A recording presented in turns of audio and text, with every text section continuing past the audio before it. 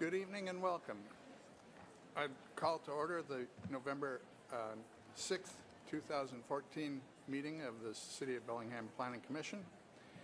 And before the meeting starts, I ask everybody to shut off their electronic devices. So if you've got something that goes whiz, bang, whir, put it on silent running, throw it out the, oh, we don't have windows. So put it on silent running and we'll continue. Thank you. Heather, would you please call the roll? Tom Grinstead? Here. Jeff Brown? Here. Danny Neal? Who's not even on the commission. Wow, this is an old template, so sorry about that. Garrett O'Brien? Here. Holly Taishi's excused. Cerise Noah? Here. Steve Brooks? Here. Phyllis is here too. Phyllis McKee? Thank you. I should start. Next item on the agenda is approval of the previous meeting's minutes. We had no meeting in October. The meeting minutes for the meeting of September 18th were distributed, and I hope that everybody's had a chance to read them and review them. And do we have a motion? I move to approve. Second. It's been moved and seconded to approve the meeting minutes of the meeting September 18th. Any discussion? All those in favor say aye. Aye. Opposed? Thank you. Next on the agenda is a public comment period. And this period, we set aside about approximately 15 minutes for the public to come and speak to us on any subject other than what is being considered tonight.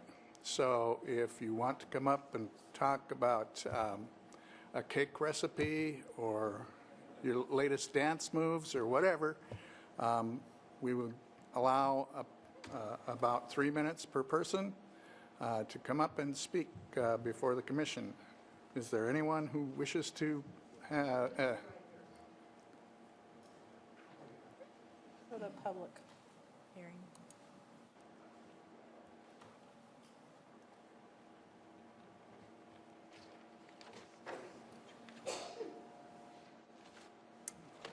So these people have signed up not or are not speaking on the topic tonight? Not speaking on the agenda, that's correct. Okay. Gwen McEwan is first, and then Lily Crease, Sharon Pelphrey, Julie Guy, and Rosalie Nast. So, Gwen? Yeah, up to the microphone so the world can hear you.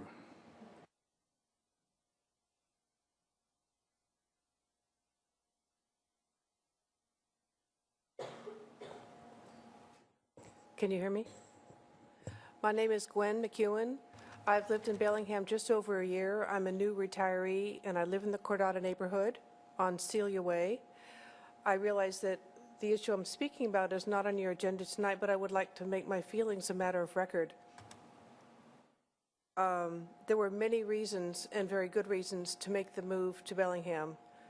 Some of the most important were the quality of life features that this community offers in a way that I have not found in other communities where I've lived, including Monterey Peninsula in California and Portland, Oregon, and many places in other countries.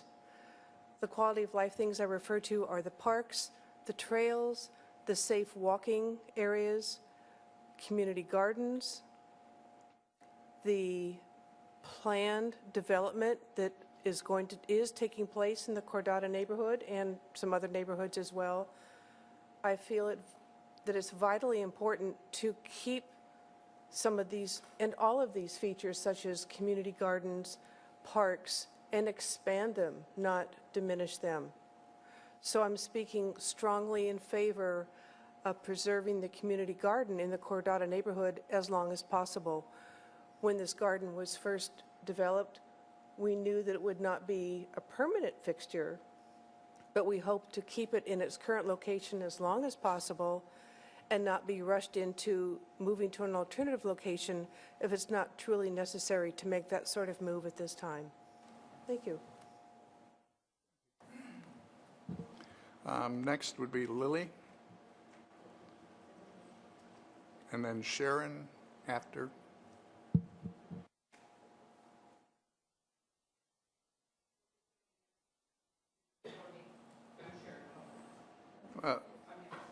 Lily Kate.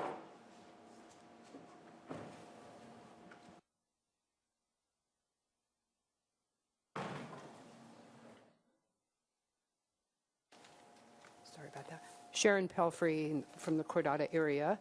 I have been with the community garden for 4 years and have become a pretty active member in the garden. And I feel that I think we should keep the community garden, you know, for as long as we can. I think there is vitality there. We are a victory garden. We all work and to make that garden come full circle. I myself have I have a dahlia bed there. I cut dahlias. I take them when I deliver food to the Women Care Shelter, which is now run by the Domestic Violence and Sexual Assault Unit. I deliver food to them once a week. I've delivered 97 pounds of vegetables to them. We also deliver like 300 pounds or so to the food bank this summer. And I don't see why you couldn't spare that little section of glory. And by the way, I also grow dahlias and also put those in so they can go to the Women Care Shelter and be put on their dinner table.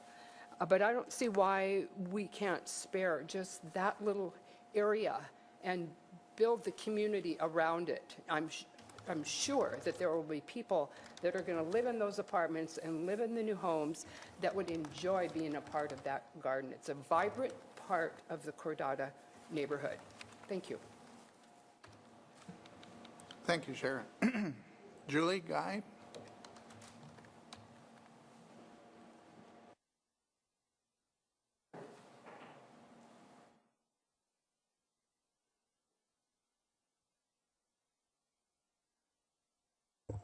Julie Guy, the Cordata neighborhood. I appreciate the Planning Commission spending time listening to this public comment that's not part of your program tonight.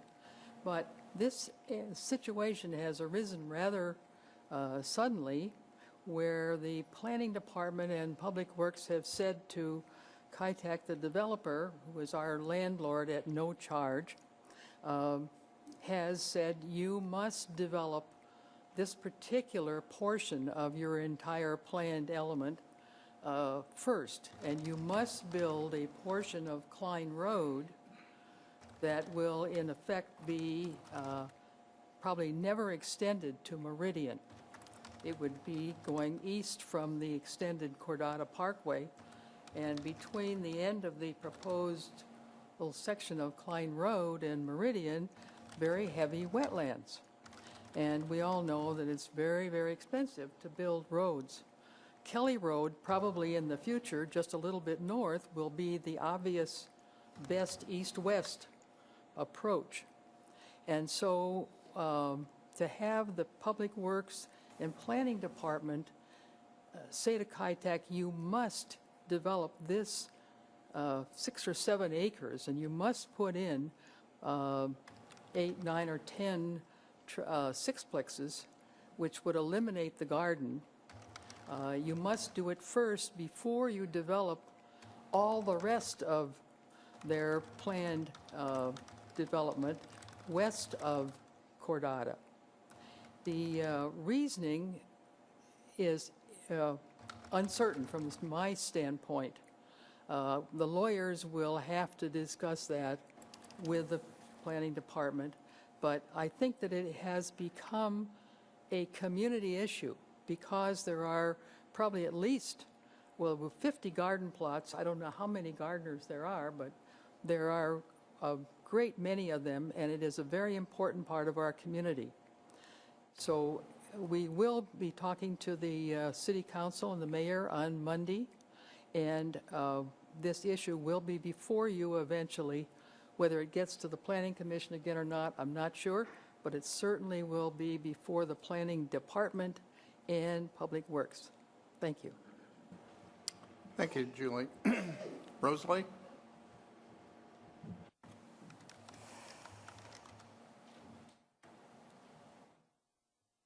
Rosalie Nast, Cordata neighborhood. I would just like to echo everything that the previous speakers have said. I grew up in Bellingham years ago, left, came back about 4 years ago, and have really delighted in seeing all the amenities, as Gwen mentioned, with parks, with trails, and the Cordata Community Garden, I think, is kind of a jewel of community gardens in Bellingham. We do a lot of support for the food bank and for women's shelter, and there are gardeners, there are young families with children, there are 90-year-olds that come to garden there, and so we just hope that this garden, the co-op and other agencies have put a lot of money into it when it was first built, and so we just hope that we will be allowed to keep that piece of property, and that the building permitting will allow the corporation to build where it would allow the garden to stay. Thank you. Thank you, Rosalie. Is there anybody else who wishes to speak to the Planning Commission about anything other than tonight's topic? Seeing nobody else coming forward or raising their hand, we'll close that portion of the meeting. And I thank the public for speaking up. You delivered cogent thoughts. Everybody kept it under 3 minutes. That was almost the perfect time on the public comment. So now we go to the public hearing, and this deals with amendments to the Bellingham Municipal Code, Titles 20 and 21, to improve the design review process for new and existing development based on Lien process recommendations. And staff, it's your turn. Okay.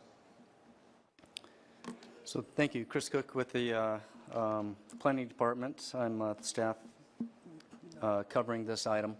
And to begin with, Kurt Nabefeld is going to go over the Lien process training that we took, and the process review that we did with the design review process, how we took it through Lien and came up with these recommendations.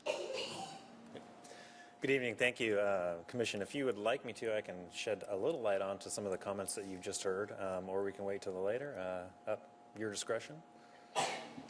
Please do. Well, since it's fresh in my mind, You bet. and it'll leak out my ears in a few minutes, go ahead. So a little background on the Cordata Community Garden.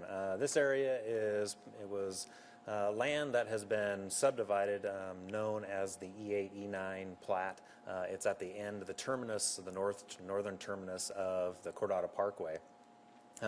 As a part of that proposal that was approved through a preliminary plat at the Planning Commission, or excuse me, at the hearing examiner, there was specific infrastructure requirements that are required to support the development out there. There was also a phasing plan that was set forth in the hearing examiner preliminary plat decision. And as a part of that, while the development was waiting, the property owner created the community garden for use the land there. It is a great amenity out in that area. What the developer has asked of us at this time is to change the phasing plan. The phasing plan, the first phase that is a component of it, is essentially in the general location of where the community garden is now. So what the developer has done is they've asked the city to reconsider a different phasing approach, and what we're doing right now is putting through that analysis to determine if it's consistent with the hearing examiner's decision, and if it isn't, then we may have to go back to the hearing examiner to do an amendment to that. As Ms. Guy noted and others noted, the Planning Commission would not see this, so you would not have the opportunity to weigh in on it. It's something that goes through the hearing examiner. The hearing examiner hears and makes the decisions on the preliminary plat approvals. That's the background. So we definitely appreciate the comments tonight, and we'll take them under consideration as we work through our decision-making process. So with that, as Chris mentioned, we started through direction of the mayor. She really wanted us to look at lien processing, or excuse me, lien processing. And what lien is it's a philosophy that looks at a process through the eyes of the customer. Many of the times that when we create our processes internally, we think about them as how are they easy for us to take something through a review process. And what lien stresses is it stresses continuous process improvement. One, you need to constantly reevaluate how you do things to eliminate wastes and components of non-value added steps. And it's key that it's taken it from the customer's perspective, not from other perspectives. The main component of this continuous process improvement, as you can see, is to plan, do, check, act. So you plan about it, you create it, you make recommendations, you put forward the steps to make it, and then you go back in and you check it. And if it's not working, you adjust it and you do it again. And so it's this continuous process improvement. It's something that the city is definitely working to incorporate into our business practices. We began in 2013 under the mayor's leadership and directive. What she believed in was that we can create efficiencies and capacity and still preserve everything that makes Bellingham great through these lean processes. So in order to do that, we started off with a one-day leadership training. This one-day leadership training on lean philosophy included department heads, and it included key personnel and staff from the Planning and Community Development Department, from the Public Works Department, Fire and Parks as well. From there, we went into a two-day team training event where we were immersed in lean philosophy, and from there we actually went into a 5-day Kaizen event. And Kaizen, what it is it's a more detailed analysis of a certain process. What we decided to do was to start with the development review process. And the development review process includes many steps. We broke it down into 4 steps, but it can be from the land use enablement, the pre-application conference, public facilities construction, and building permits, middle through occupancy. The concept here was to look at if I wanted to come in, or anyone wanted to come in with their property, they had a vision of what they wanted to do with their property. We wanted to take that vision from conception all the way to where you're opening your doors and ready to go. And in doing so, these 4 different steps are the permitting steps to get there. So, phase 1 was a Kaizen event. What the Kaizen event is, again, is it's a very specific approach looking at your process, a very detailed approach. The goal, we decided to work on our downtown design review permit process. The goal here, as part of the Kaizen event, is to identify non-value added steps and to development recommendations for changes. This is a picture of the staff members that were involved in the Kaizen event. This is actually after 5 days, so we were all smiling, so obviously it wasn't too bad for us. This team was put together because they're all familiar with the process and all definitely constantly looking for opportunities to make change. Again, the Kaizen event, we looked at our design review process through the customer's eyes. We started off with, knowing that concept, we started off with a focus group.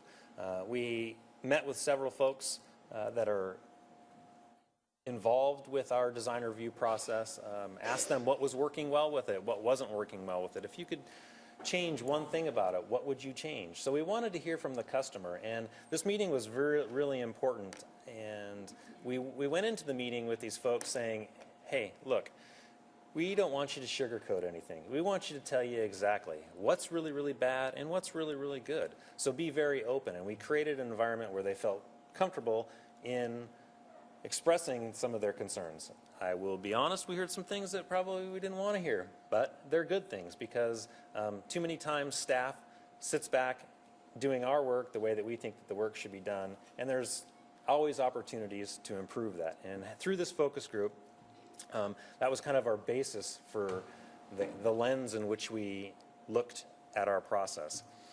One of the #1 rules of Lean is standardize the workflow. You want to take any sort of, you want to make it standard, you want to make sure that it can be repeatable, and in doing that, you're creating capacity. This capacity can come in many different forms, and some of the forms that we've created is through staff capacity, which allows us to help other people do more planning, do more permit review. After identifying that rule #1, the next step is to really map your process. So as you can see in these pictures up here, each one of these little sticky notes is a step in the design review process. Now down below you can see these other little stickies, the yellow stickies. These are all the identified wastes that we found within each of these steps. And that was quite eye-opening, I'll have to say. One of the neat things that we did is that we identified 39 possible changes to reduce waste or non-value added steps that we are currently doing.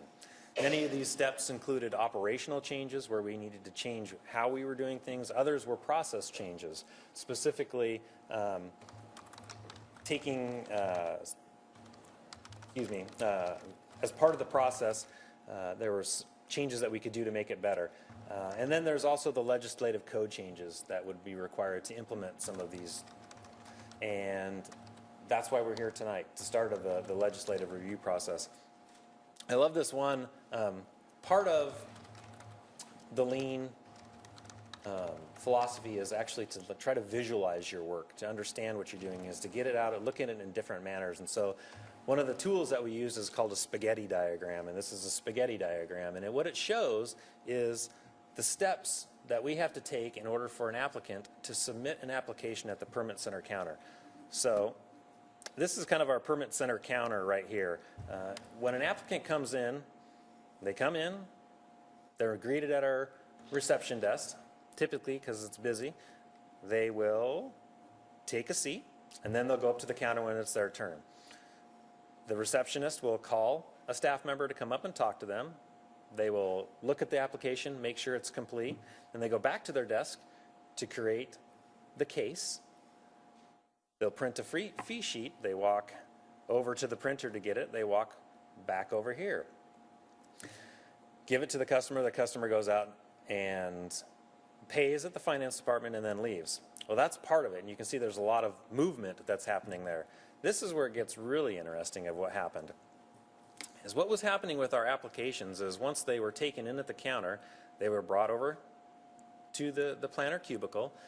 These planners work half-day shifts, and so what happened was those applications were sitting in the planner cubicle until the end of their shift. At the end of their shift, they'd walk them over to one of our administrative helpers, and what they would do is they would then sit in a basket, and then when our administrative staff had the time, they would create a file folder for the application of paper materials.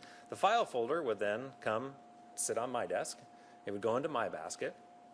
I would review the file folder, see who the appropriate staff member was to review it, and then from there, I would take that out. One of the things that we found was that from the submittal, the time that it was taking to submit the application to the time it was actually getting on one of the actual planner's desks to review was anywhere between 3 and 5 days. That right there is a huge item of waste. It doesn't need to sit 3 days. It was 3 to 5 days that we weren't able to work on this project. So one of these operational changes that we made was simply, when the planner gets it, they have the file folders in their desk at the spot. They create the file folder and they take it to the assigned planner. It eliminates multiple steps and it creates capacity for our administrative staff as well as other senior staff that's assigning projects.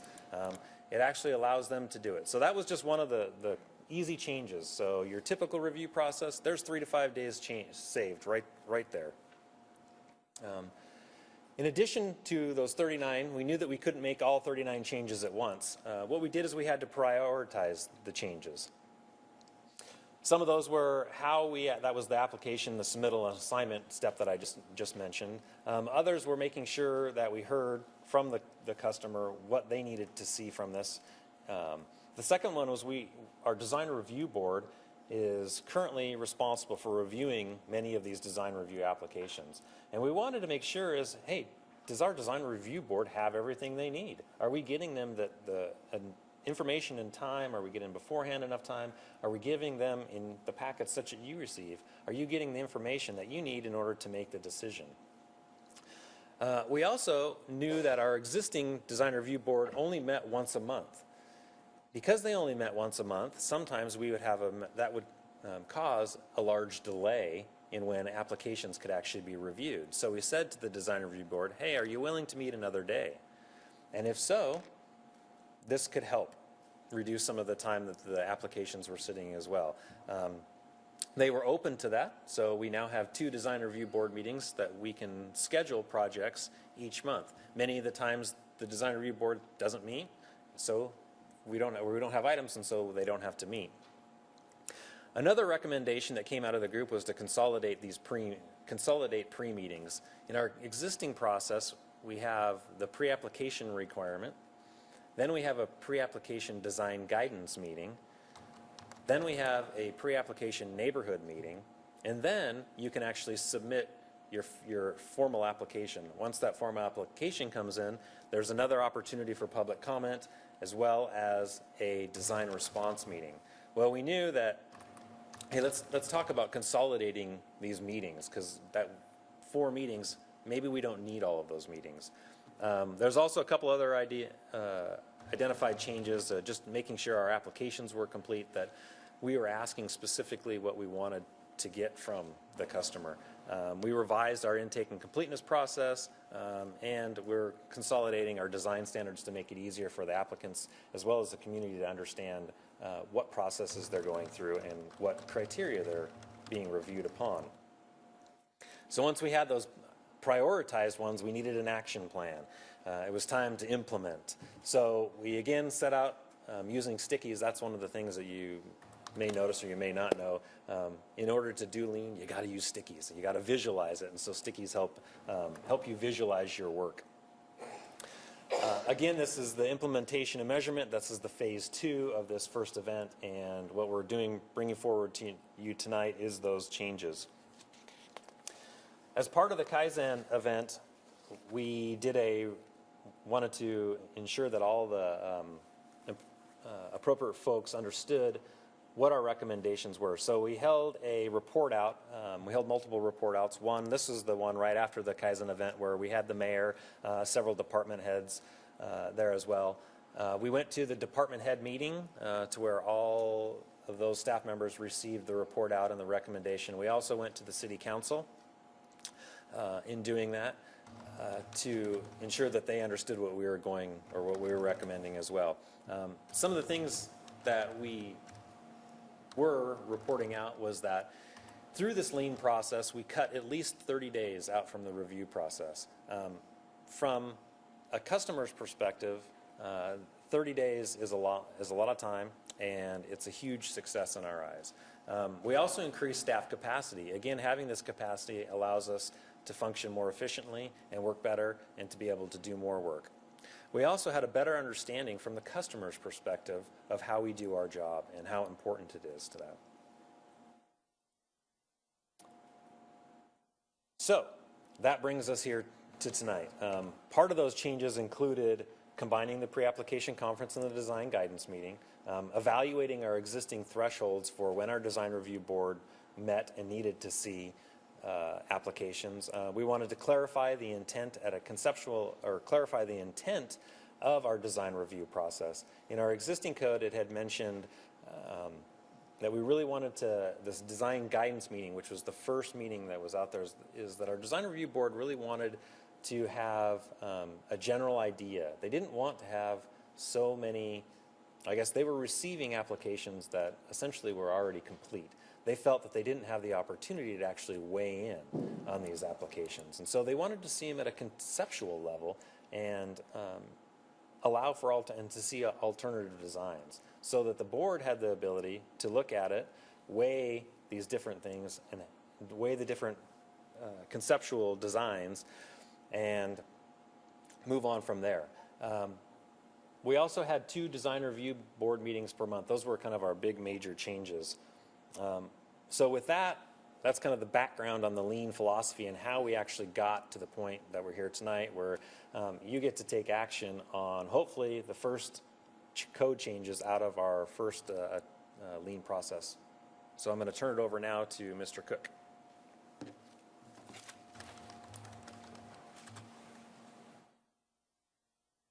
Thank you, Kurt, and good evening, board, or commission. This is actually going to be the second item you're going to be taking action on. The first item was with the update of the downtown Bellingham plan.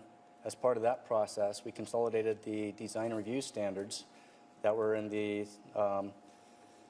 basically the City Center Design Standards Handbook and a section of the design review chapter all into the handbook. So they're all in one place. And that was one of the legislative changes identified through this Lien process. So you've already weighed in on one, and it's been successfully implemented. So I just want to stress right now that we're looking at updates to the design review process. There are no changes to the design review standards with this, nor does it result in any changes to the rigor that we review, under which we review projects. So I'm going to begin here with trying to give a overview of the existing process. It's going to be a high level. Our existing process can be pretty complex. Know that this started out, the project started out as a review and streamlining of our city center design review process. Through Project CREEP, it then evolved into a review and update of our entire design review process for all design review types, whether it's multifamily design review, Fairhaven design review, city center, urban village, large retail, you name it. So among the main changes, though, are to the city center and urban village design review process. So currently, only projects in a few of our cities, urban villages, go to the Design Review Board or the Historic Preservation Commission. And in these urban centers, these are the downtown, Old Town, Waterfront, Samish Way, Fairhaven, and the Fountain District. Those go to the Design Review Board or Historic Preservation Commission. It requires a 2-meeting process with a pre-application design guidance meeting, followed by a design response meeting, with the exception that in Fairhaven, in the Fairhaven Historic District, it's only a 1-meeting process. And in the other districts of Fairhaven, it's actually just staff review.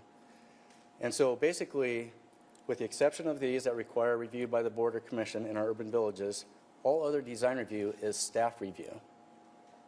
So if it's multifamily being proposed out in the Guide Meridian neighborhood and the commercial district there, or residential zone, it's staff review.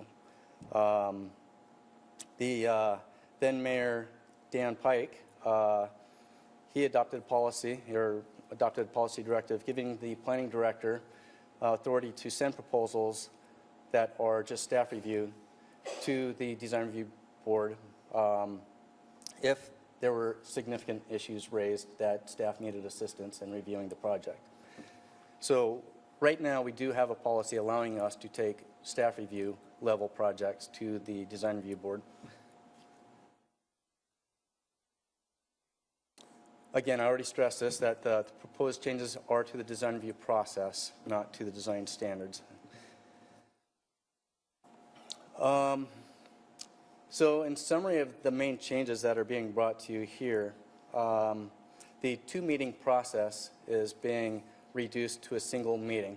And so projects that are required to go to the board or commission will only be required to go to the design guidance meeting.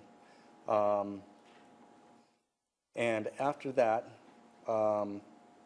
there's provisions built into the proposal that gives a project applicant an option to request a pre-application design guidance meeting with the board or the commission, Historic Preservation Commission, whichever is applicable. It gives the planning director authority to refer any project that is subject to staff review to the board or commission for review and recommendation. And so that one right there, the third bullet, basically codifies the mayoral directive, policy directive that we currently have on the books.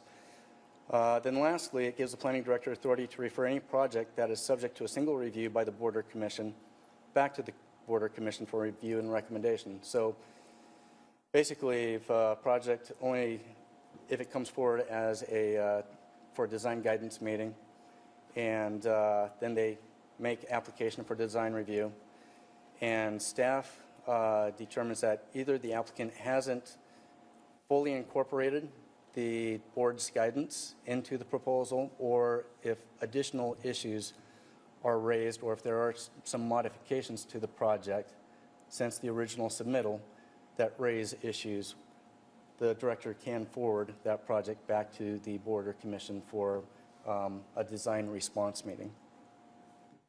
So the design response meeting isn't totally going away. It still is there as a tool for us to use.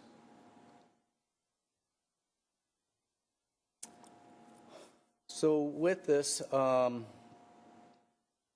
just know that we have adopted the various types of design review over the years, and they haven't all dovetailed to where they're consistent with each other.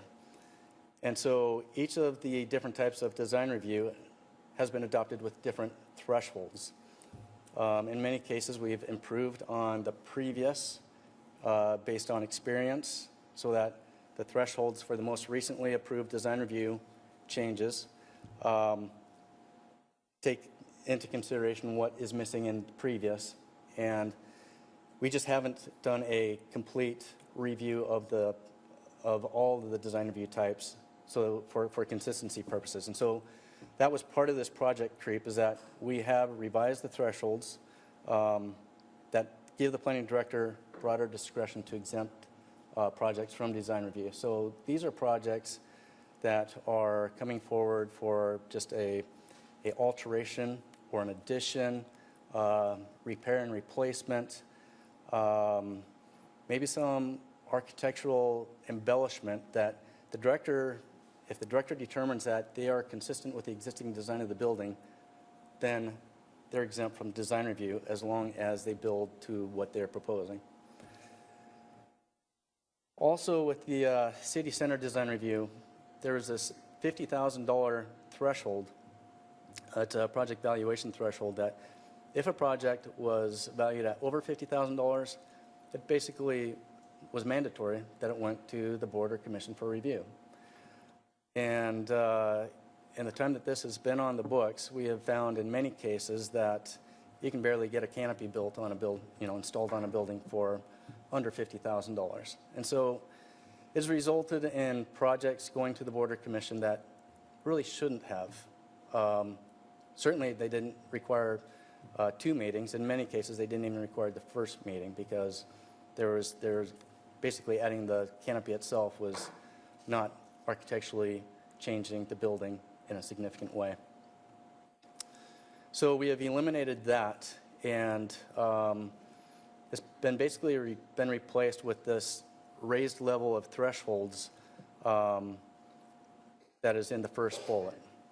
And those thresholds are they've all been consolidated into one place at the beginning of the chapter, of the design review chapter, so that it applies across all design review types, whether it's multifamily, city center design review, large retail establishment, and so on.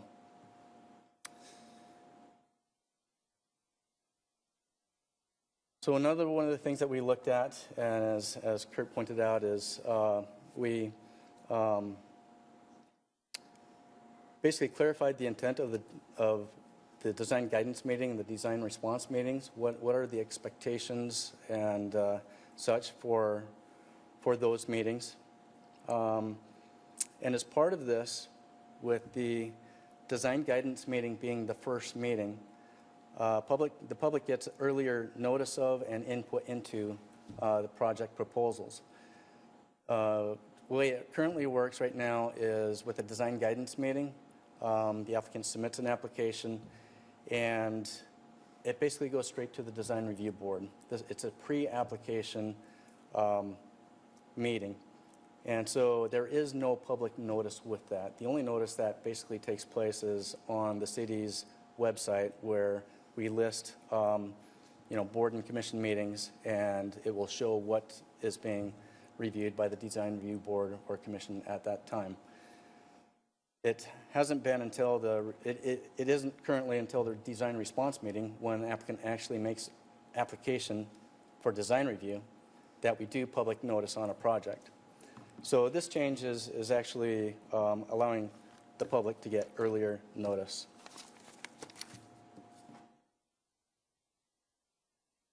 Some other changes with this.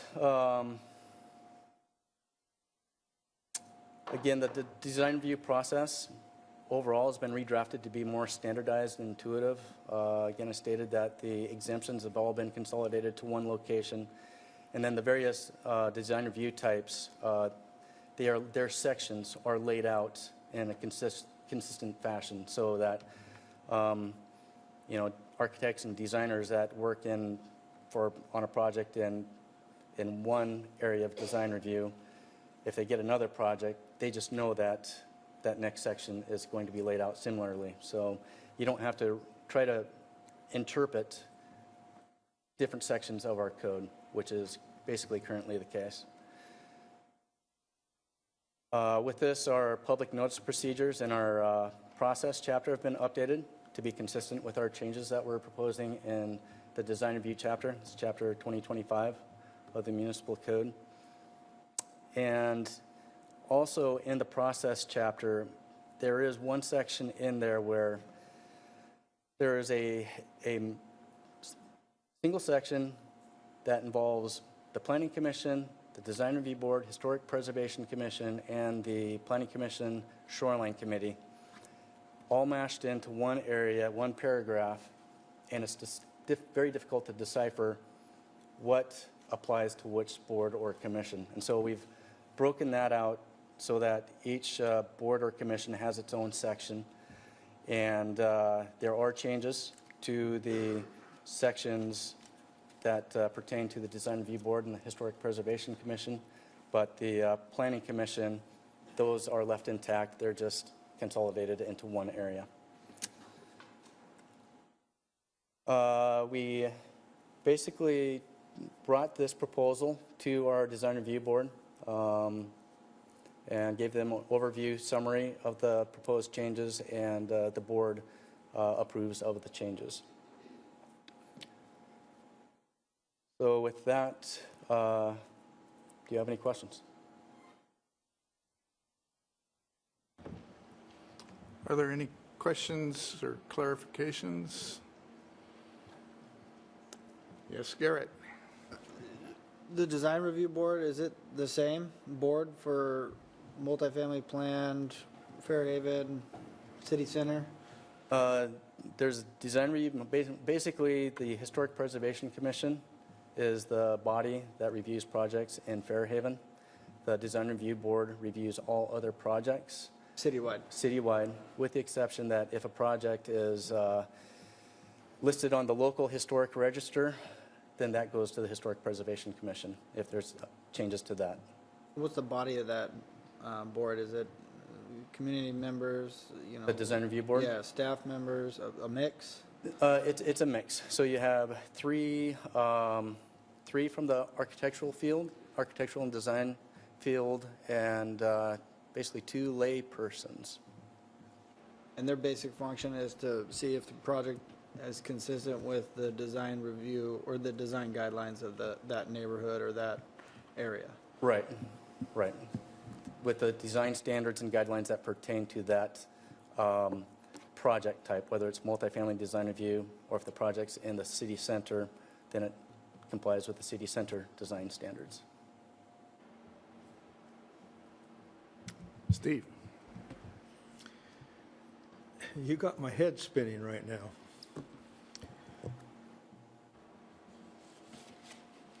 First of all, I'd like to just to acknowledge, I believe there were 3 written comments. I don't believe you responded to any of them that were presented, and then we got copies of.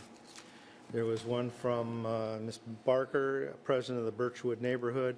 We got one from Mr. Convoy and another 7-pager from Mrs. Weiss. Are you going to comment to any of those objections and questions listed in those communications? So I talked to Gaithia Weiss, and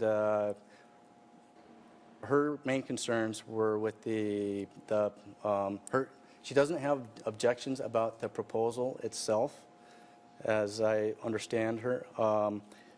Her issues were mainly with the public process of public notice and issues with regards to when we do public notice, the basically summary statement explaining the proposal that goes out with the public notice is often quite vague, and that the public notice goes out 30 days. It's required to go out 30 days ahead of the public hearing, but that a staff report isn't available till 2 weeks before the hearing.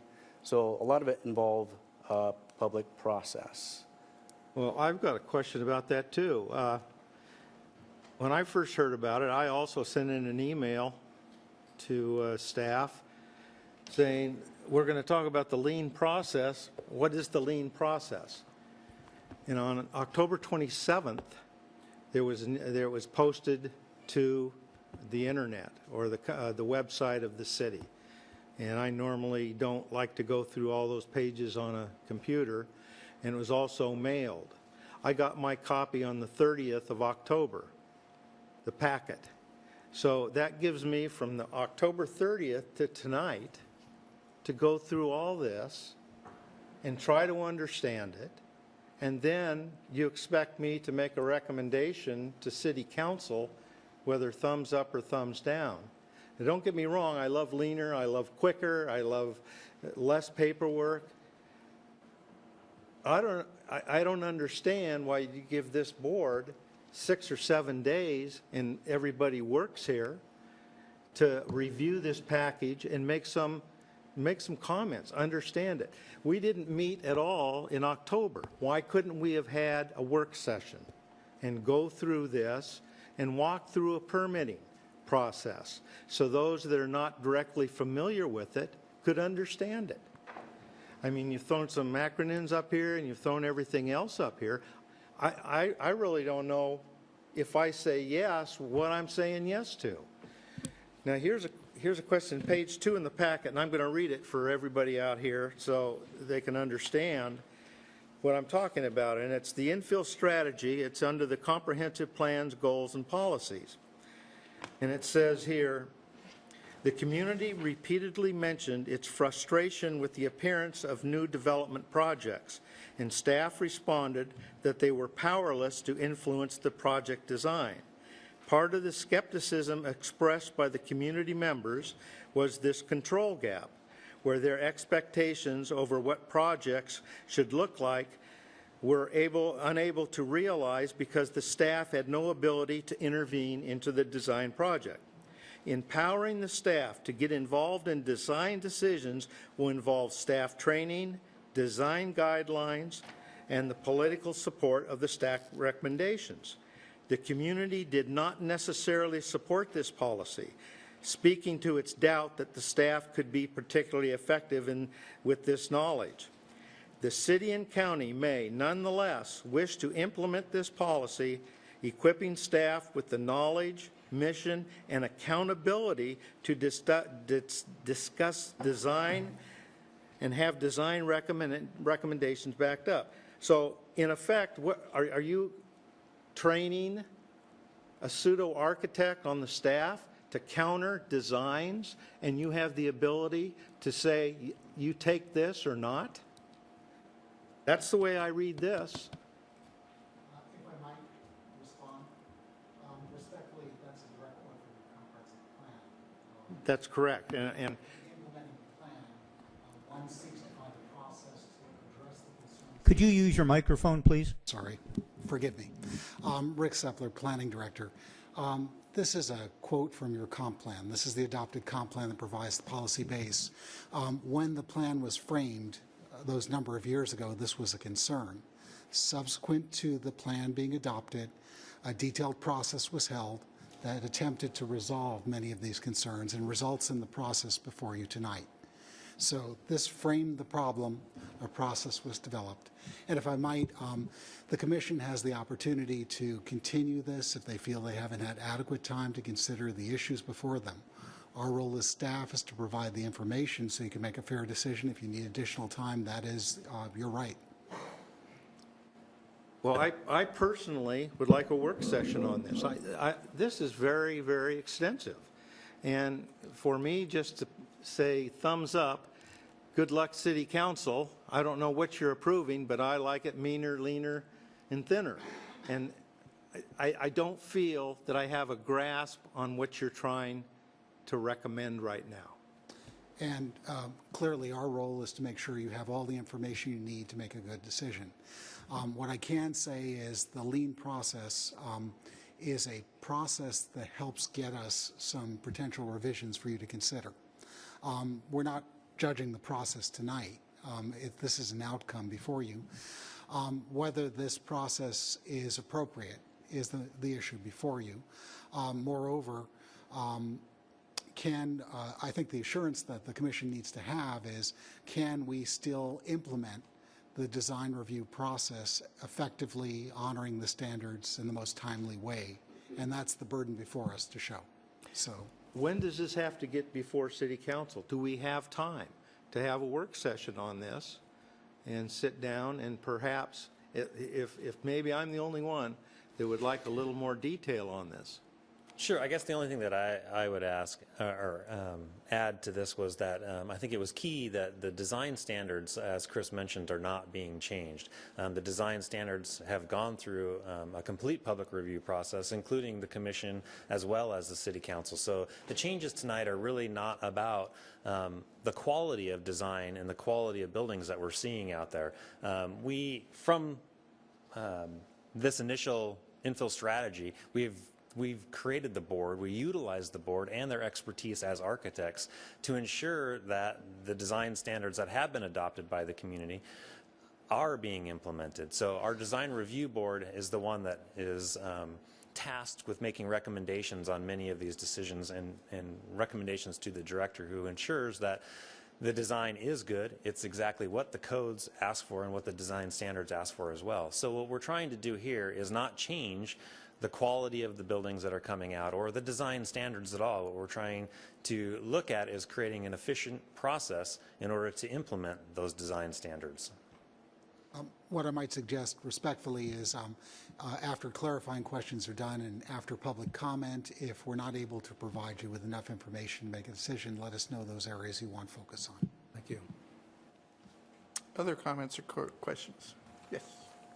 I have to agree just with these comments.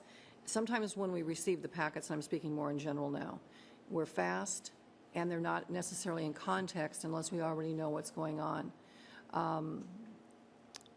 I just would like to have a little bit better feeling as to what would be a scenario in the current situation, and the spaghetti chart helped with that, as well as what would the scenario be with the new plan, and what would stay in place and what wouldn't. Now, I think that some of those questions have been answered today, but those were exactly the same words that I had commented on. And I know this is off the immediate subject, but the other one is on page 3, and it would be HP 30, and it talks about review regulations with the intent of to eliminate redundancy, promote simplicity in the permitting and regulatory process, and eliminate barriers to affordable housing. I was kind of curious as to how this was going to go about that, just streamline the cost of getting to permit.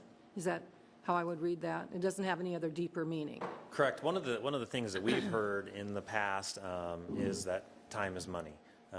And because of that, one of the things that we have done is looked at our process, and the changes that you see tonight, as Chris mentioned, they continue to allow the public to weigh in on the adopted codes and development standards out there. So we're not trying to take away any of those opportunities or those processes, and we're actually, we believe, making it better to have the public more involved early on with the process, so that they can actually comment on the design before it actually hits the application stage. Typically what happens, or in the way that the process works now, is that an applicant comes to the city and they say, I want to do this development.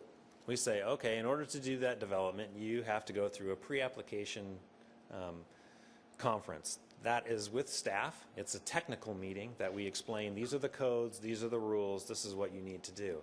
After that step, we then go to a design guidance meeting where the applicant goes to the designer review board to make sure to get guidance from the board on applicable standards, making sure that what is generally being proposed, they're applying the adopted design standards.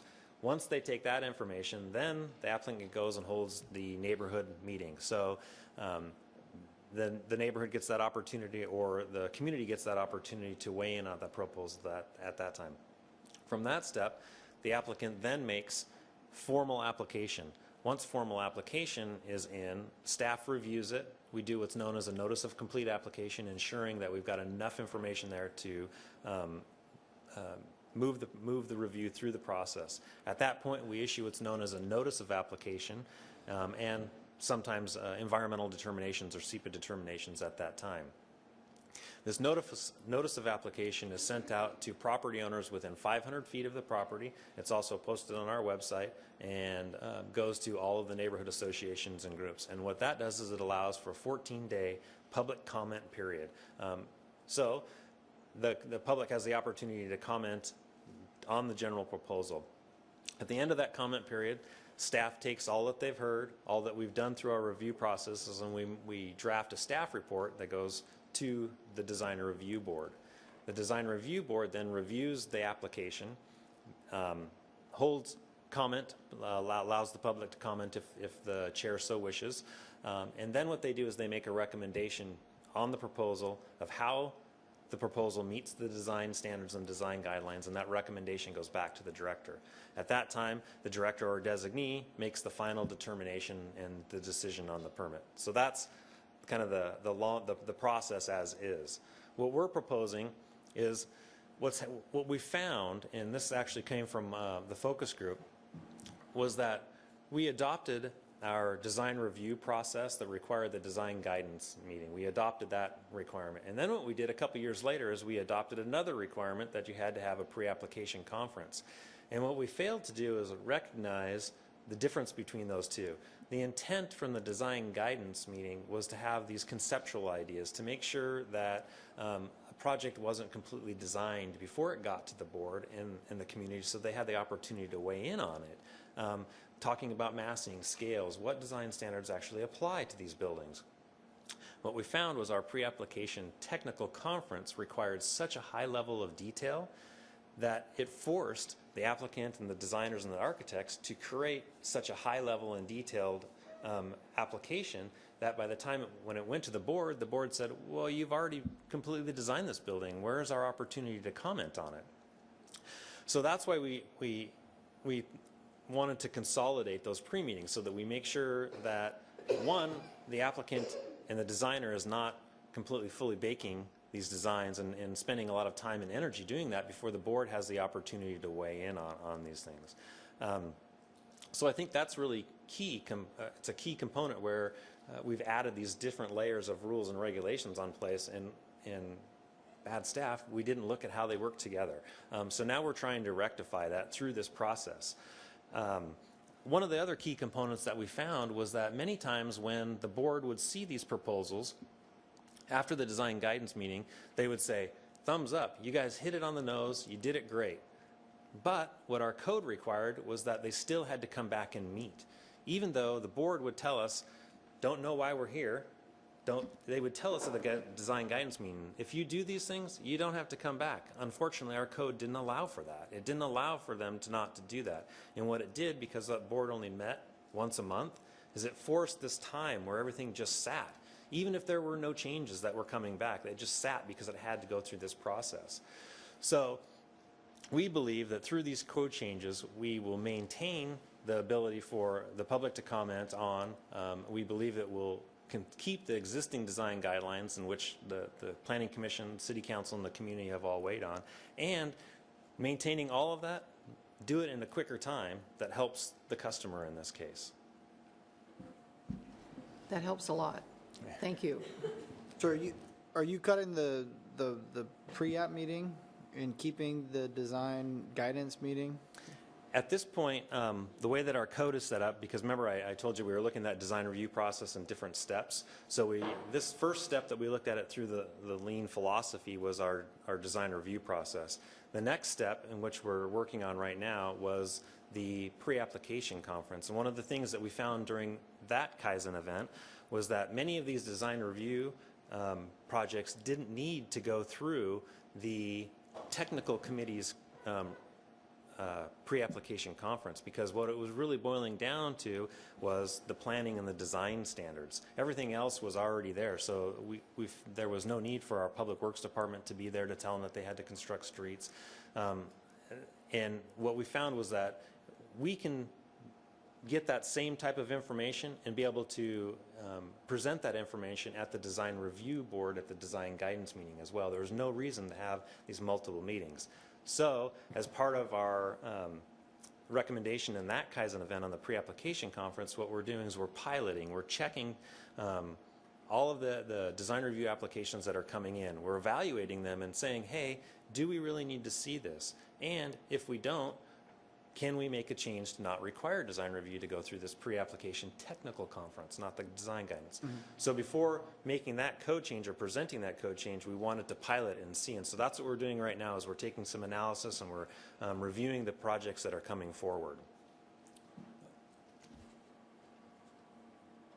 Jeff. Well, I'm disappointed that our esteemed commissioner that deals with this a lot is not here, because I would have loved to see what he had to say about that, because, you know, he does this process, as does our chair.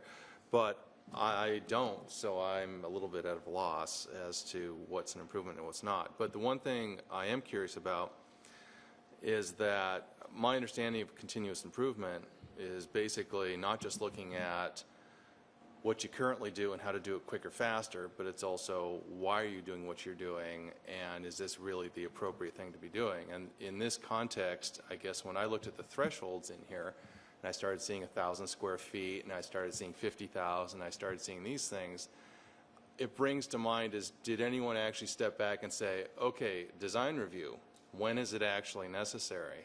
Based on our recent experience, is the current code outdated because we're reviewing things that don't need review, and should that, instead of just being, I guess, shuffled over to planning director discretion, should that be outright exempt?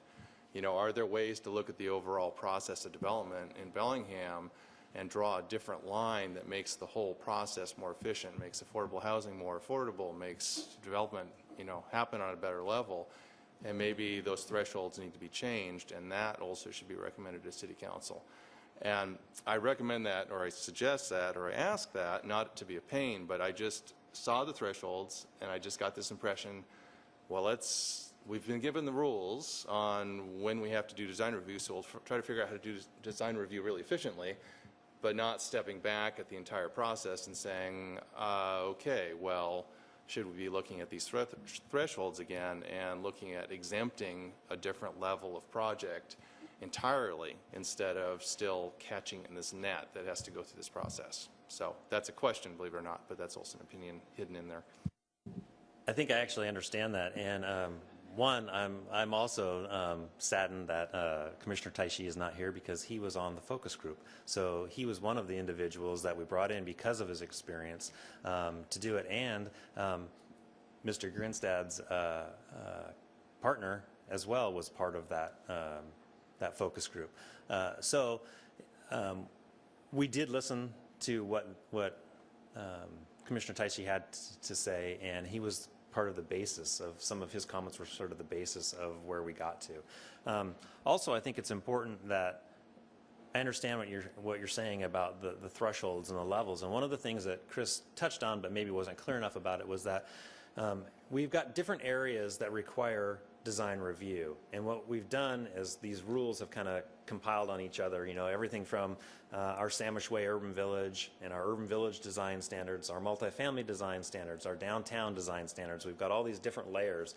And as we've created new code, we've gotten smarter, gotten better, created better code that starts to acknowledge some of the things that you've done. Now what we have is we've got these different layers of different thresholds, and we were realizing that there's an exemption process in all of our codes now. In some of them, it allows some discretion to, if there's a proposal such as an addition onto a building that is consistent with the existing architectural character and is consistent with the design standards, then it should be exempt from that process because you're already doing what you're supposed to be doing. The code wasn't allowing us to do that in certain areas, but it was in other design review districts. And so that's what we're trying to do, is make sure that if you go through design review, you're going through a very similar process, whether you're doing it in an urban village, whether you're doing it in downtown, or whether you're doing it, you know, as a multifamily component. So we definitely looked at those thresholds. One of that comment that Chris made is you can't even do an awning for less than $50,000. That was also a comment that came out of that focus group, was that the threshold was so low in relation to the costs of development that it was, even though awnings are something that our development require, our design standards incorporate. Just an awning, to incorporate the standard, you had to go through this really, really lengthy process. And so that's why we were trying to make those efficiencies. Finally, to address the concerns about, do we have the right design standards? You know, are they what we really want as a community? As we were going through the downtown planning process, one of the things that we identified was, through our implementation plan, was we needed to do an additional analysis of our design standards. So that is a component that is on our implementation strategies, and it's part of our work program for most likely 2016. So we're going to go back in and we're going to completely reevaluate, which we should do as part of our continuous improvement process, is to go back in and reevaluate, are these development standards, are they right? Are they really what the community wants and expects to see out of the new construction and building? So hopefully I answered, or at least added comment to those. Just one follow-up. I don't want to hit that tangent, but is there too far? But is there a public involvement process in that whole discussion of the implementation development standards and sort of how this is all going when you sit down to rewrite that, or do we just see a document that hits our? Okay. No. Yeah. Thank you. There's a public process. Definitely. Anybody else? Garrett. On these thresholds, like the $50,000 threshold, are we talking about increasing that tonight, or? We're proposing to get rid of it. So basically, the threshold is that a project that requires review by the Design Review Board, it involves either new construction or a new development, such as a 100-stall parking lot. Okay. New, so it's not a building, but it's still new construction. If it doesn't fall within those, then you go to the exemptions, and you go through the list of exemptions. If it doesn't get caught within one of those exemptions, then it's staff review. Okay. Anybody else? Thanks. hearing tonight? Yes, there is, Wendy. Just hold on, please. I do, thanks for bringing up the threshold thing, because I was going to beat up Chris a whole bunch, but I'll withhold. I do have a couple of questions or concerns. You touched on the process, making it more standardized and intuitive. I understand standardized, but how do you make a process more intuitive? And can you give me an example of that? Basically, each of these sections that pertains to each of the design review types, currently they are not laid out in a consistent fashion. So by standardizing each of these sections, they become more intuitive. So if, as you've worked in one, you know how the other section works in case you, as an architect, get a project that involves multifamily, or the next project involves commercial in the Meridian District. Each section is laid out in similar fashion. Being laid out in similar fashion, it becomes intuitive on how the process works. Yeah, I'd call that more like a learned response, but I'll let that fly. I also have a concern, because you kind of almost flippantly said, you know, that you would review to see whether all the suggestions from the design review board were incorporated into the final design. And I'm going to show my age here. I want to remind people that the Ford Edsel was designed by a committee, but the Studebaker Avanti was designed principally by one person. And I would ask you to take a look at pictures of both of those and decide which really is the better design. So this is fair warning that I don't particularly take the word of the design review board as the Bible. And when we, as architects, present in front of the board, it's not simply a matter of a buffet, one from column A, one from column B, and the design is good.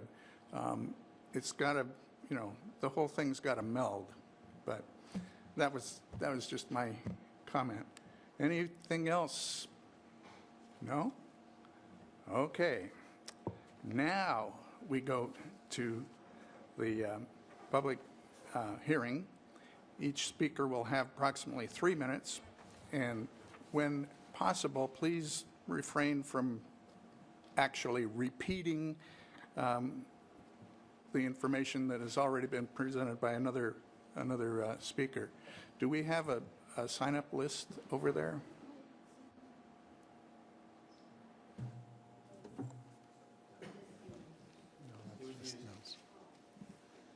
Okay, well, then anybody who wants to speak about these proposed amendments to the municipal code, Wendy. Wendy Harris. I would just like to request in the future that the Planning Commission maybe hold off on their questions and discussion with the staff until there's public testimony, because what it feels like as a member of the audience who's come here to testify is like, what's the point? Because you're already having your conversation, and now I'm coming up here to talk after the fact, and it's a disencouragement for somebody to come here and testify, and I don't think that's your intent. So I hope in the future you'll hold your questions until the staff and then the public comment, and then you can ask all of your questions, and you might have a few more after testimony. I'm asking you not to move forward with this tonight. I think that we need more information and development from the staff. One of the things I'd like to see is a report or something by the Design Review Board and the Historic Preservation Board saying that they've reviewed these proposals and they're okay with it. I learned tonight that the Design Review Board said it was okay, but it would have been helpful for me going through the materials to know they had looked at this because this is changing their process and they thought it was good. And the other thing is, holy cow, I sat down and I tried to track these changes. And it would have taken me hours and hours of work to go and look to like the 3 or 4 statutes we're talking about, how they exist now, and then how they're going to be changed by this. The information we're given tells us the changes, but it doesn't track, what those changes are from the existing provisions. And so what I'd like to see is some sort of side-by-side comparison of exactly what's changing, because I'm listening to the conversation, I'm really confused. I do have a legal background, and this was overwhelming for me, and I didn't want to have to do the hours of work. And then another point I think that's really important that hasn't been discussed is when we're talking about redundancy and unnecessary delay, nobody wants that. And some of the things that were talked about were very good. I don't know why you have to submit an application one place and go somewhere else to pay, why it should take 3 or 4 days, and that kind of stuff. But some of this stuff touches on public process and public due process rights. And when you're talking about reducing the number of public hearings, that's a big deal. And I want a much clearer and stronger explanation about the reason the public's rights aren't being affected by that. And one of the concerns I have is going into this lien process, it was developed for private businesses. So it made sense to think about customers. But when the city works through this process and they start thinking about their customers, they're thinking about the person, the applicant. But really, their customers are the entire public. And so, it's kind of having them focus on sort of a little subgroup. And from that perspective, it may make sense to reduce public hearings, but if you're really considering the larger interest of the public, I'm not sure that it does. I'm also concerned that one of the things we're not talking about is what this does is give much greater flexibility and administrative discretion to the staff. And I'm concerned about that. I'm concerned about it particularly when there aren't guidelines and standards that go along with that, because that brings in issues of subjectivity and inequity and how things are going to be interpreted and develop over time without something objective. So I would really like to see less administrative discretion, more objective standards, and I really would like a better explanation of why we're reducing public process. For instance, I didn't know about any of this until I read your agenda that came out a week ago. A week ago is not much time to look at all of this and pull this all together. And the focus group, my concern is the focus group doesn't really include the entire community. It normally involves the development community, but I don't think the voices and concerns of the entire public are being heard. So I hope that you will consider all those things, and I hope that I really hope we can get some sort of easy, simple, chart to follow that really sets out very simply all the different changes that are being enacted, because it's very difficult to follow. And like I said, some of this is good, some of this I have concerns about, and it'd be helpful if we all figure this out. Thank you. Thanks, Wendy. There's very good points. And I also would like to comment on your comment. We've found that asking clarification questions of staff or the proponent before the public hearing sometimes reduces the need for the public to ask questions. So, it's one and one. But anybody else wish to comment? Nobody from the class? Come on, Nick.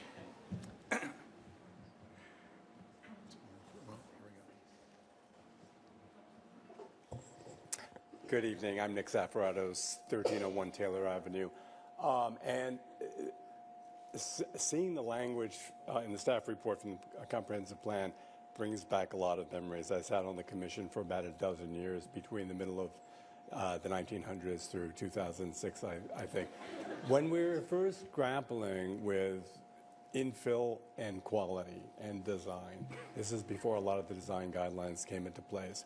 And I'm real pleased to see the great progress that's been made and that you're going to continue to be making as you're sort of grappling with this issue all over again as you look at the next 20 years. But, design is difficult. It's a subjective process. You're never going to get the subjectivity out of it. And that's why it's constantly being refined. I just wanted to comment that one of the overwhelming concerns that we've always had as we were getting into this business of looking at quality was how burdensome is this process going to be? And we really didn't understand what we were getting into. A lot of experimentation. I really applaud the mayor and the staff for being so open to really examine processes that are pretty comfortable, because they've been going through it for a while, and being willing to admit to a lot of weaknesses in the process and to fix it. It's pretty impressive, the amount of time that you found you've been able to streamline the process. I don't think that necessarily means it's a compromise to the public process or to public input. Substantive guidelines are not at issue here. It's just a matter of being a lot more efficient with the public's time, with the applicant's time, and with the staff's time too. I mean, we were appalled at the fact that some 75% of staff time was going into administration and not into planning. And hopefully we'll be able to free up some of that time to address planning issues. So thank you. Thanks, Nick. Anybody else? Going once, going twice. Okay, we close the public hearing. Oh, there's an April. April? Oh, okay.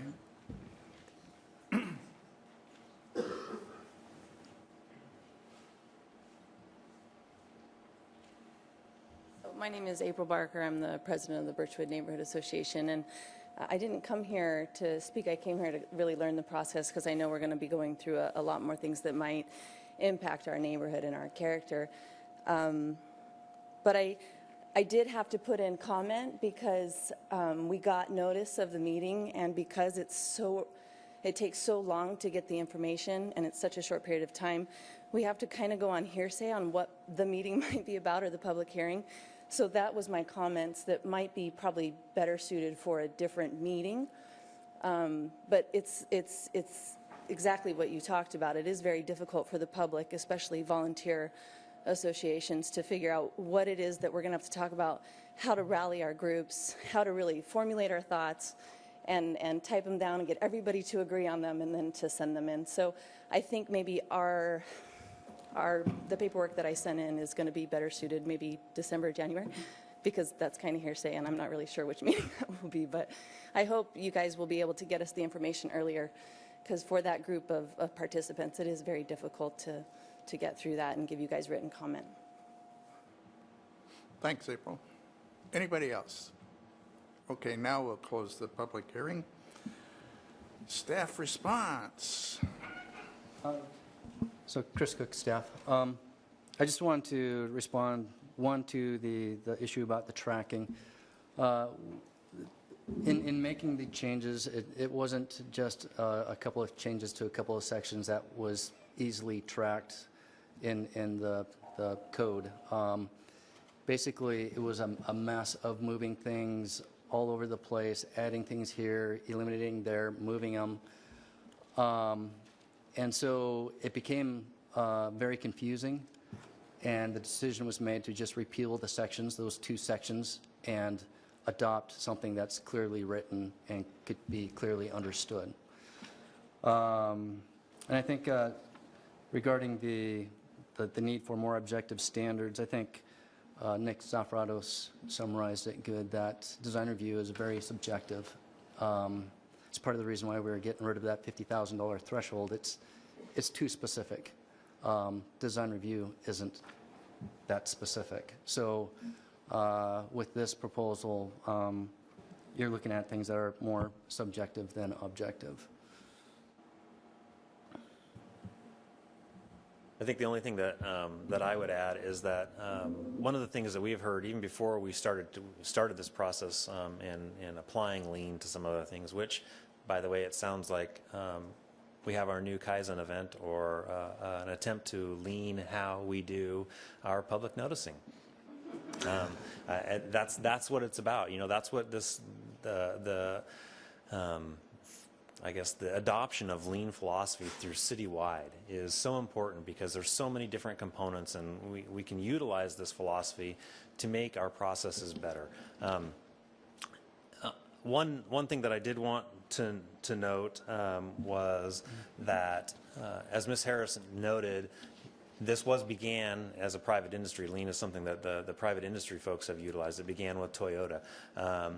What many government agencies have also noticed is that there's benefits from that. And there are many agencies throughout the state of Washington and throughout the U.S. that are actually now looking at how they do all types of things, whether it's when you call up about the pothole in the street, how we respond as an agency to that and what our process is in dealing with that. So we're looking at it all over the place. So I think it's really important to know that the benefits that can be received from the private realm can also be received and adopted in the public realm and public agencies. So it's not something new. There are many agencies in the state, local jurisdictions that are already going through these types of processes as well. So as I noted, this is kind of the first leap into it. Our department was the first department that, well, excuse me, I'm not going to say our department, but also Public Works and the Fire Department and the Parks Department were all a component of this as they're involved in the review process. So we as a city are understanding the benefits of Lien throughout our processes, and so we want to make sure that we look at all of our processes, not just this, including, as we've heard tonight, our noticing how we prepare our packets. That was a key component that the Design Review Board also noted. That was something that we checked. I think the one other thing that I just wanted to touch on was that many of these changes that we heard tonight, the Design Review Board has been asking for years. They have already told us, you know, go make these changes, go make these changes. And as staff, we sat back and said, we understand these changes need to be made. We just have such a workload that we don't have the time to do it. We don't have the time to go in and make these changes that the Design Review Board wants to see. And I'm speaking specifically to the fact where they would say, well, to the applicant, well, you got to come back. Sorry, you don't really have to. We know we're just going to come back in and approve it, but because that's the way the code says, that's what you need to do. So they've actually been asking for this change for a while, even before we adopted the Lien process. With the mayor's directive to analyze the review process, it was our opportunity to say, yes, we can finally go back and make those changes that the board has requested. I did want to also speak to Ms. Harris's comment about the public hearing. The Design Review Board doesn't hold public hearings. They hold public meetings. So there's a subtle difference between those two.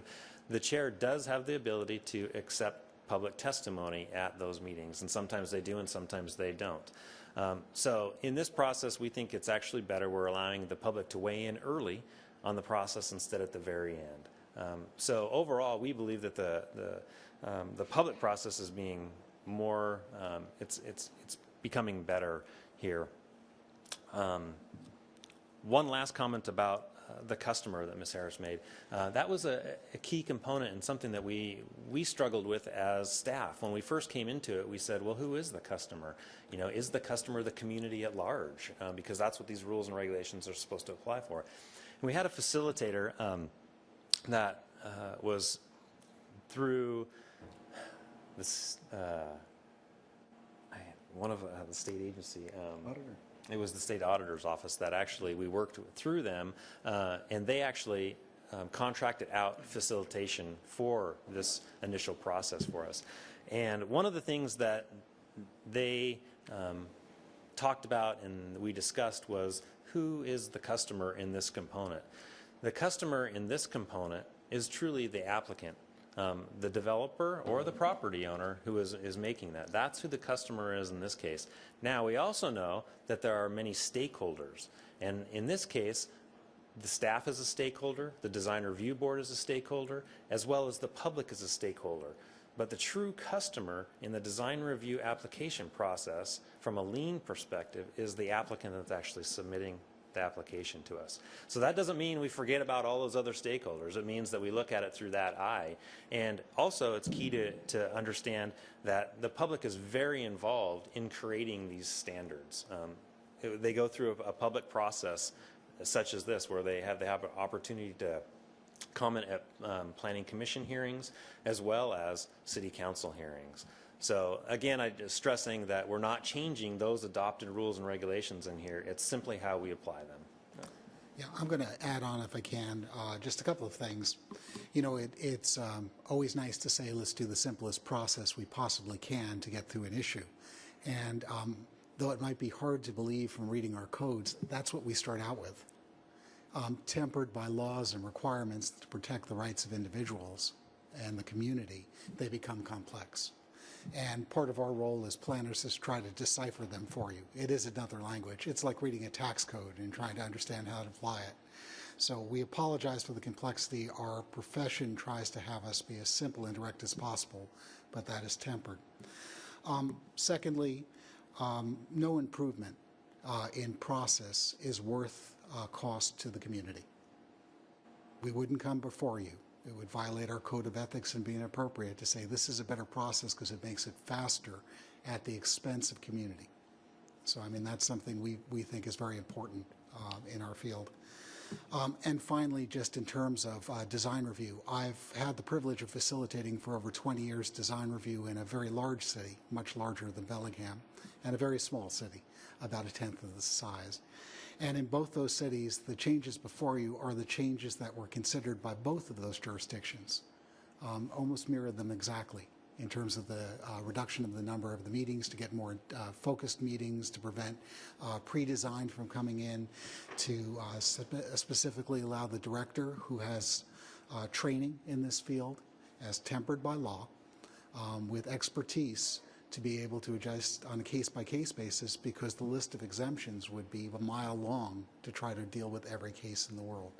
So I can say that both Seattle and Port Townsend have followed this path with great success. Thank you. Thank you. Any more comments? If I could add one more.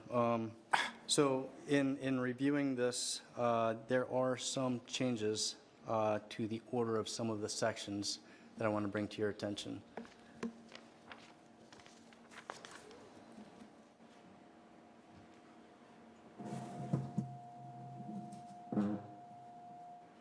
And so these are not substantive changes, they're just reordering to read correctly. And so I have revised the attached findings of fact to reflect these changes, and so this is all the changes 1 through 5, and to give you an example of one of what they look like, it's, if you look at page 17 of your packet, this is development in the City Center Design Review District, and so basically where it reads subsections I, and III, the II would become D, and the III would be moved up to just II. And so, again, this isn't changing text. It's not substantive changes. It's just reordering of sections. And so I do have, again, those changes here. And so there is basically a corresponding change to under each of the design review types: multifamily, city center, Fairhaven, large retail.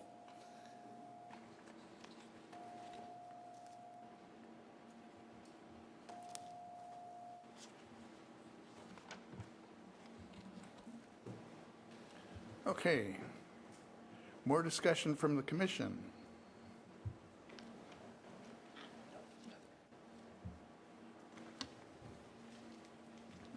No. Well, yeah, I think Jeff would like to say something Yeah. first. Actually, I just had a question I probably should have asked before, and it's kind of embarrassing, but is the objective of the Design Review Committee to make sure things look pretty? and meet neighborhood expectations, or is the purpose to perhaps balance between competing interests? Let's say more affordable housing that's to a lower design standard versus a higher design standard. And I'm referring there, for example, part of this came in, if I'm right, due to all the cracker boxes that were built in the 70s and 60s, early 80s for apartment buildings, the Rabbit Warrens out in the Birchwood neighborhood, including, and that there was a desire to have it be nicer buildings. But of course, that's an affordable housing issue too, when you start putting a whole lot of money into the kind of buildings you have. So I'm just kind of curious, when something hits design review, what loop is there for dealing with some of those competing interests in dealing with different market segments that have different priorities in what they want, pretty versus affordable, for example?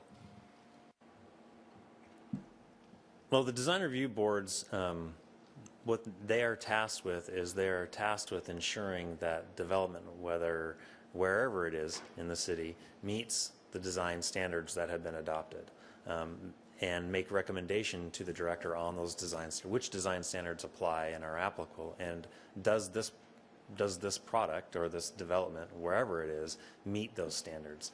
I guess I don't want to suggest that if it's going in a certain area that there's a different level or quality that design applies there, because it shouldn't. Design standards should apply throughout the city and not differently in different areas. Are there different ways of meeting those design standards and design guidelines? Yes, they are. And that's part of the ability that the Design Review Board has in weighing whether or not the proposal meets the adopted design guidelines and standards. Okay, but I'm very familiar with the rental market, and I can tell you that the rents aren't the same across the city, and that the style of buildings are not the same, and the markets are not the same.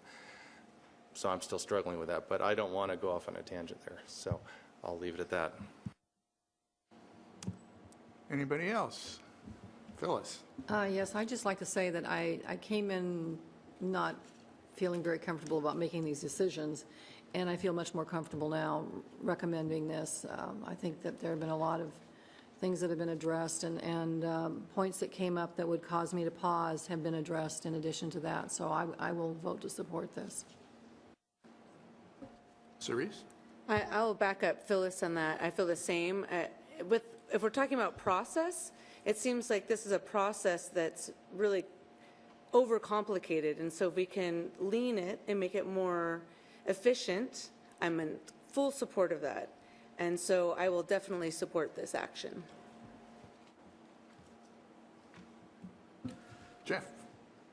Just to follow up on that, I'm usually in favor of dealing with things fairly expeditiously, but I think we've received some comments that there hasn't been enough of an opportunity to fully digest this and make fully informed comment on it. And that concerns me a little bit, and I'm just curious if there is a way to accommodate a slightly longer schedule to revisit it in another week or two, if that's even possible or desirable by other commission members. But I have heard that people don't feel that this has been fully digested, and that concerns me to some extent.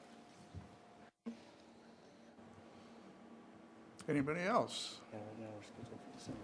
Steve? Yeah, I support what Jeff just said. I've learned from Kurt, and thank you, I learned more than I knew coming in here. And I've gone through this thing 2 or 3 times. I've never put in for a permit, trying to understand it, the processes, what was extracted, what's going to be implemented. It's tough, and it was frustrating when you get this about a week ahead of time, and you're trying to do the best job you can, and that's why we're here. We're trying to satisfy a lot of different interests here, and the 3 letters that we got in, every one of them voiced some concerns, and I'm glad you thank you for addressing those, because there were some great comments, especially from Ms. Weiss in that 7-page letter she sent. So following what Jeff said, is there something we can have a work session at some time and go through this process so there are no questions, and I still have some. I feel a lot better than I did when I walked in here tonight, but I still have some. Respectfully, if I might respond? Yes. Mr. Chair. Typically, I work on a two-touch basis, and we'll talk about that, so things do get introduced at the prior meeting. In general terms, it might be in advance of getting the packets, but at least it frames the issue. That's been very helpful. I'll discuss it with staff whether we can do that. So you always have sort of a meeting beforehand, understanding what's next up on your docket and agenda. Go ahead, Garrett.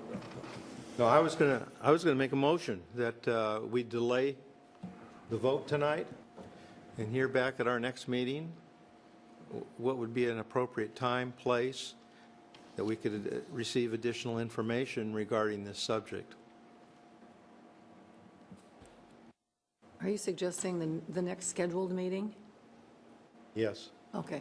yes. Well, I'll second that one. I think it's a good opportunity to have a discussion about it. I think we've had some, good discussion about this process, and for me, it kind of boils down to that the code amendments that are being proposed here, in my opinion, aren't substantial enough to warrant another meeting to review. I think what we're looking at is the process and the design review process, and from what I see here, it's an improvement. I've heard concerns in public comment and input about that there's an interpretation that this is decreasing the public's opportunity to input, and I don't see how that applies here. So I'd be prepared to vote on that motion, entertaining more discussion about it. Okay, it's been moved and, Jeff? Let me just respond to that. I don't think there's any inherent problem with this per se, and that's not my issue, and I don't want to suck up any additional time on the commission that's not necessary. So I'm not looking for a work session. I was simply more or less going in the direction that there'd be one more opportunity for the public to comment on it now that it's better understood and it's been explained both to the public and to us, and that then it could just be a simple additional agenda item where we just go ahead, have a final discussion, and move on. So I just want to be clear that that was my thing, not so much having to reopen the whole thing and schedule another meeting or something. So you were leaning towards tabling the approval tonight and continuing with possible public input next meeting? Yeah, that was all. Phyllis? I would support that. I think, if there are people on the commission who are interested in delaying, I'm fine with that as well. I would support that. Is that an amendment to the motion on the table? Is it an amendment? I wasn't amending as so much as expressing, there was a discussion of a work session versus just having it be on an agenda item. I just wanted to be clear that I was more in favor of having another whack at it for the public and then moving on, not going into it full bore. Okay. Steve, do you want to revise your... I'll withdraw that motion, and I'll make another motion that we carry this over to our next meeting to expand on the public hearing with the information and materials that are available, and we bring it to the commission. If there are any more questions after you've had a chance to spend some more time, perhaps ask some more questions of staff and get a little more clarification. And it's an agenda item for our next meeting. I'll second that. Okay, it's been moved and seconded to table the decision until the next meeting. Any more discussion? I'd just like to kind of second what Richard Conboy wrote to us in that there apparently are no performance measures to judge the effectiveness of these proposals, and that you put the process into practice after changes have already been approved, then you enter the realm of unintended consequences. So as Ms. Harris said, or asked, if we could have kind of maybe a couple of clear diagrams of current process versus proposed process, that kind of thing that help us just feel good about what we will decide next meeting, that would sure be appreciated. I guess if I could just clarify a few things before you take the vote. One, it's my understanding you've already closed the public hearing. That's so correct. If doing so, if you're going to request for additional public comment, we may not be able to make our notice requirements for that. So if you're going to allow public comment, again, that's a second hearing that we'd have to do. Or continue if to a date specific. Written comments would still be allowed, correct? It's up to you.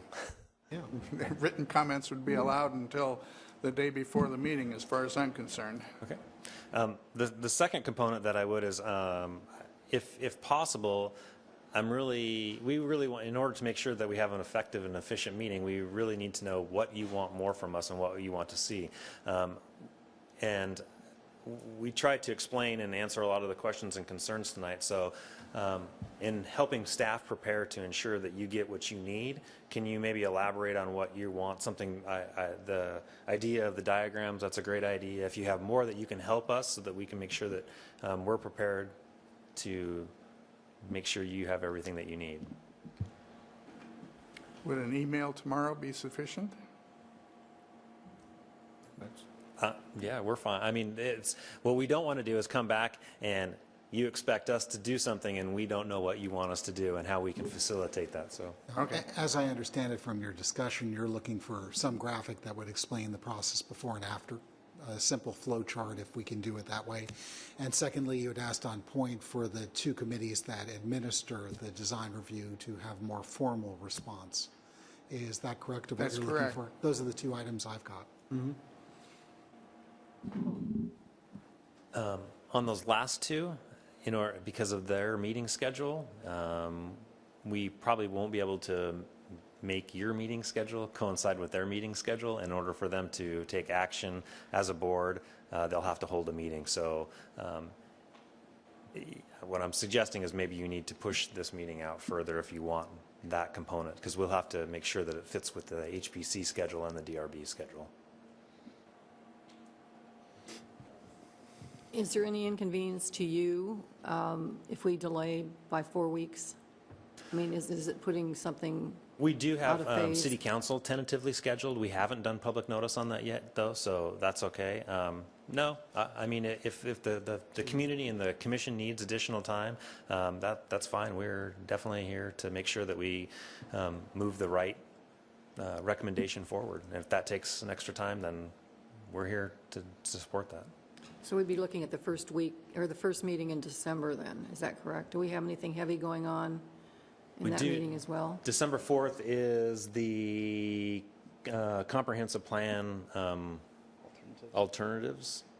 So that's on December 18th. We have some revisions to our subdivision ordinance that we're updating our subdivision ordinance next year. We wanted to come forward to ensure that we were going down the right road, and if you had comments and direction on that, we wanted to allow you to and the public to comment on that. So those are the two upcoming meetings that we have.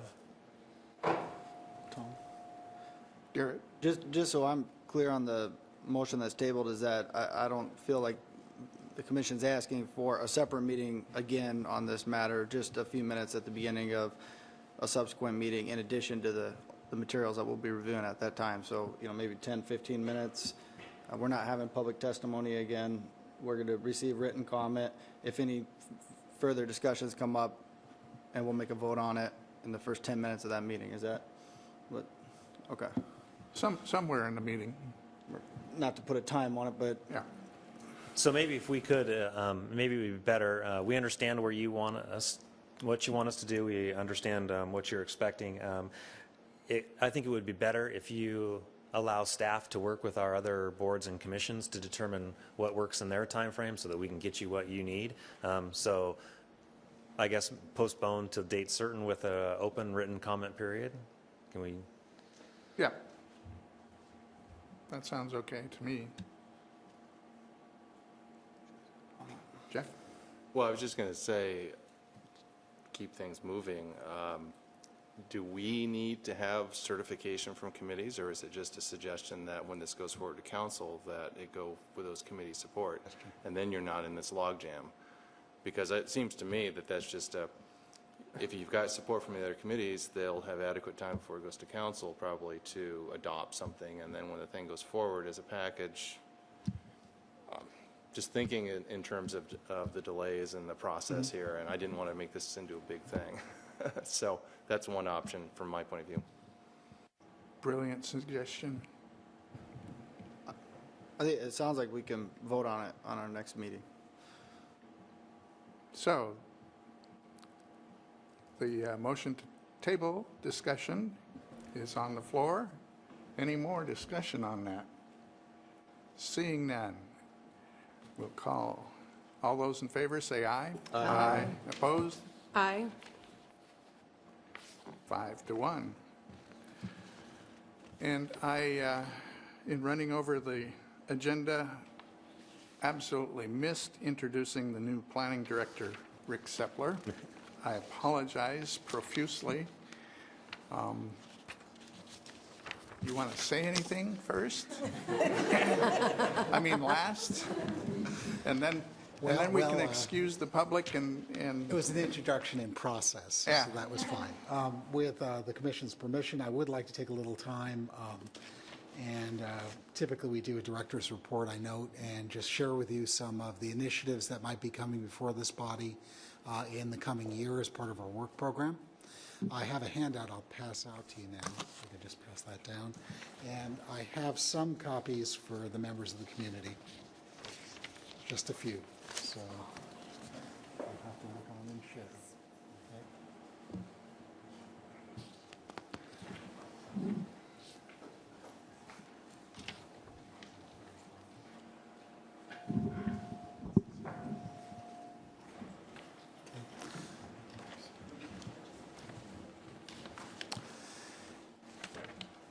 So it's my privilege to be before you and to be serving this community. It's a great community, and I hope to become an active part of it.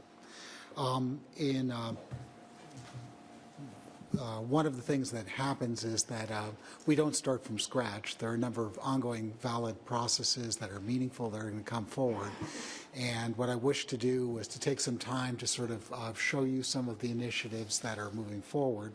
Some will most certainly be in front of this body for discussion over time, and others are either internal or through external processes. But it's important to note these things all do work together. The actions you start by being the stewards of the comprehensive plan lead to development regulations, lead to projects being crafted, leads to things occurring on the ground. So we describe it as a continuum, and that continuum begins with the comp plan and typically ends with the things we see in the physical and natural environment. Towards that end, the department itself is comprised of 3 divisions, and I see we're going to get this up on the overhead. And it does a variety of functions. It deals with issues in charging community change, long-term planning, enforcement, and preservation. It addresses planning and zoning. It does building inspections, plan checks, and economic development. And from that is a subset of specific tasks that we do on a daily basis. And you've met over the years, I'm sure, a number of the staff members who provide those specific services.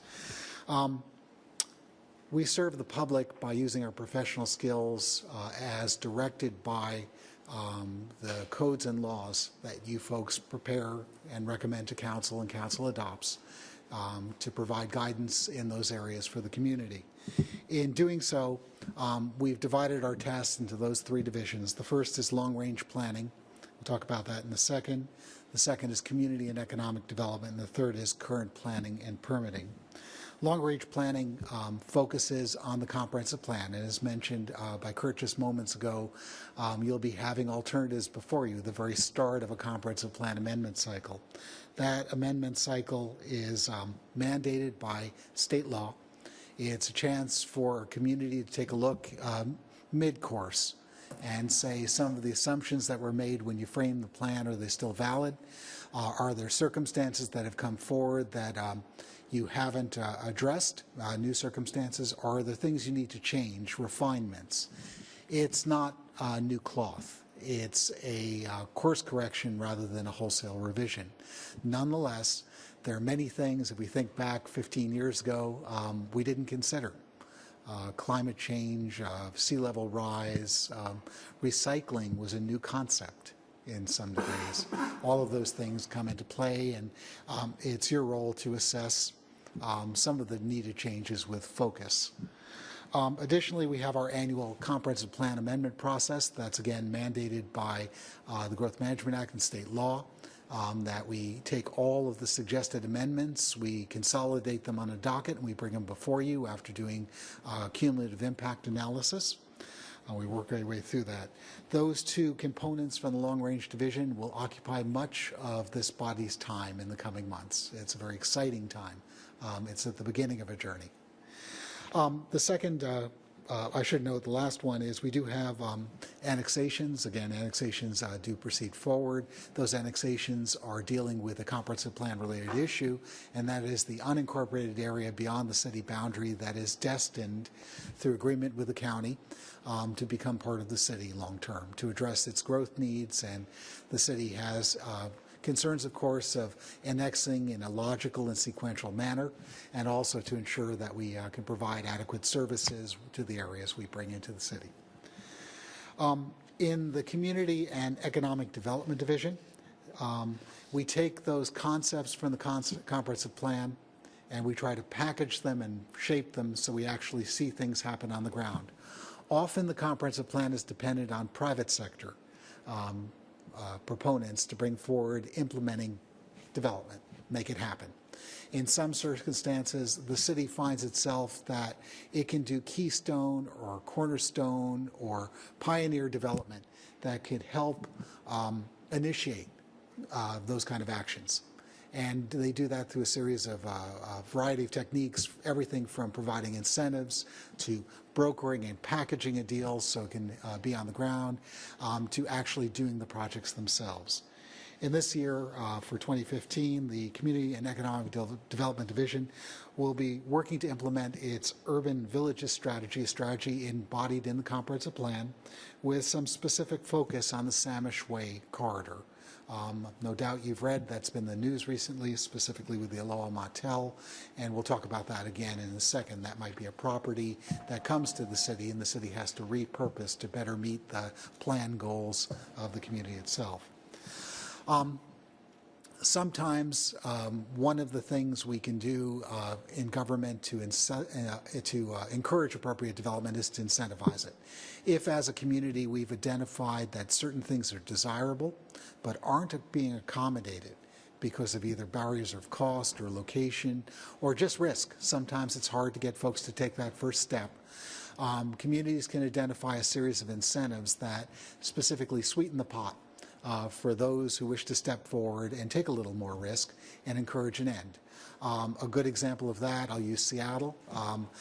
1201 3rd was a building that was going to be about 20 stories tall, but through incentives actually came out to be about 35. They added a daycare and they got an additional floor. They added outside pedestrian coverings for the rain. They got an additional floor. They did public art. They got an additional floor. All of those things were found by initially the Planning Commission and subsequently implemented in code as being desirable attributes that it was a good trade-off for the public. You got a little extra stories and we got some good benefits for the community. Similarly, each community has to find its own incentives. No community can use the same one. The markets are different, the communities are different. And the Community and Economic Development Division will be working to look at a variety of tools to incentivize the good development that's envisioned in the plan in the appropriate places. An ongoing and perhaps not well heralded action of economic and community development is that the city uses about $5 million in local and federal money and leverages that to create about $40 million over time in development. That will result in about 125 affordable units hitting the ground. So it's not just talking the talk, it's walking the walk and actually implementing those units on the ground to fulfill the policies that are envisioned in the comp plan. And finally, the city does have in its portfolio a number of properties, might have the Aloha Motel added to it, that would be ripe for redevelopment, that are in locations that could be causal for surrounding development to occur. As you might be aware, the development community is cautious about being a pioneer, likes to see a proven pro forma. Sometimes when the city goes first and makes a commitment, is able to arrange something to happen, other development will come along. I think you've seen that all happen over time. Successful group, other groups happen. That sort of pioneer use is something that's being investigated for the subject properties listed in the memorandum. And finally, on the current planning and permitting, that's our division that focuses with the day-to-day operations of zoning and its application, the construction and redevelopment of sites, the application of environmental regulations. This body will consider, and it was mentioned earlier, the subdivision update. Subdivision codes have evolved over time, just as housing types and other uses have evolved. And it's timely now to bring before you some revisions that could better suit the developments we'll see in the next 20-year horizon and beyond. Additionally, accessory dwelling units are a fairly effective tool that can address density while preserving neighborhood character in many instances with correct guidance.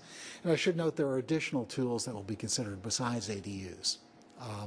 But those kind of innovative tools are trying to balance the need to preserve neighborhood character and allow for the growth that is anticipated to occur in the community over the next 20-year horizon. The permitting side of current planning will be working with new permitting software. And I can say one of the things that helps make that spaghetti map more efficient is good software, a good program that can keep track and anticipate the due date for the various applications as they come in, can help us monitor conditions that are placed on specific properties, that could tie into our GIS interface so we have a better and more intuitive way for both the public and for those users who do it frequently to be able to access information is highly desirable. The system that's currently in place is extraordinarily dated. Not so much so as the cards that had little holes in them, but one iteration beyond. And it's time to make that significant commitment. I don't want to understate how intensive that is, because you need to migrate all of the history and all of the data that's on the existing system successfully into a new process. It'll take time. It's a very expensive undertaking, but it's one of those things that have a high assurance of showing benefit to the community and save cost over time. And not only that, but we'll have better access to the information we have on the first pass, rather than having to hunt around for it.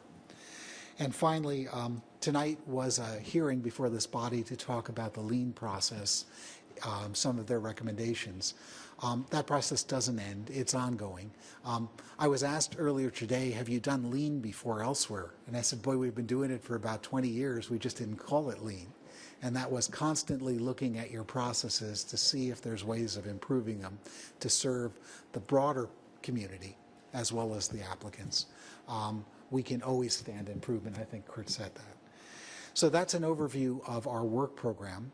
What I should say is this is the tip of the iceberg, because the vast majority of what we'll do in the coming year will be the day-to-day operations of our departments, our divisions in department. That is dealing with permits, dealing with inquiries, addressing ongoing construction, and ensuring it's done consistent with the codes that are adopted. So I'd be happy to answer any questions. I thought this would be a good introduction to my role in the department, is to make sure we address these things in a timely manner, working with some very talented colleagues. I think this sounds exciting. It is exciting. Fabulous. Thank you. Anybody? Oh, Jeff? So at our last meeting, Greg had mentioned the infill committee, although we're calling it ADU committee or whatever we want to call it, that would be starting up and it would be populated by, would be discussing the population of that committee.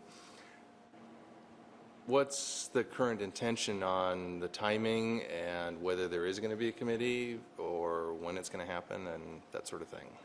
There are very few times I could play the I'm on the second day on the job card, but I need to play that now. And I would need to get back to you and discuss it with the leadership team from the 3 divisions and Greg specifically.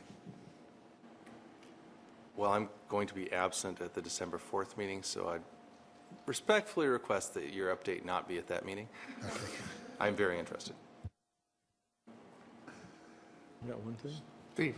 One final thing. I'd like to thank staff for the effort that's gone into this, the Lien process in this phase of it. And I'd like to also thank the members from Cordata that came out tonight, sat through a meeting that really didn't pertain, and I can recognize this. And third and not last, the students. And I hope the powers to be will acknowledge their participation in some kind of extra credit could be worked out perhaps. I didn't ask any questions. Anybody else? No? Anything else for the good of the order? No. Well, then, this meeting is adjourned.